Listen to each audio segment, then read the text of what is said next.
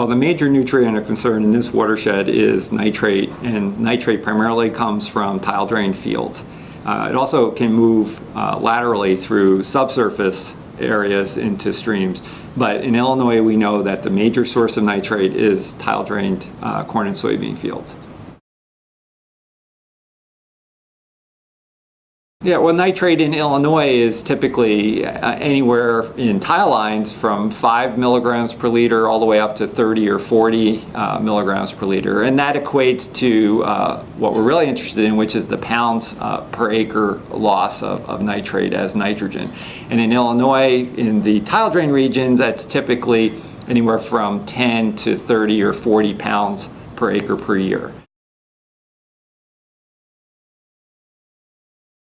Well, there's a wide range of practices that can be used to reduce nitrate from tile drain fields. They include infield management, edge of field management, and even changing the cropping system. So for example, infield would be management, nutrient management.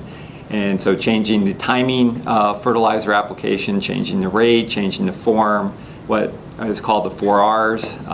Those kind of management decisions on how you apply nutrients, particularly nitrogen fertilizer, and how it's managed really is what matters. So again, going from fall to spring application, or even from spring to side dress application. So that's one whole range of practices. Another is things like cover crops, and putting cover crops on in the fall or as early in the fall as possible so that they take up any excess nitrogen, and that prevents it from being lost over the winter and early spring. Phosphorus is the secondary nutrient, and phosphorus losses in the tile drained watersheds tend to be lower than southern Illinois. So in this watershed, phosphorus is not the major concern, it is nitrate. But phosphorus is really important from a local water quality perspective. It is the nutrient that causes algal blooms in our streams and in our reservoirs.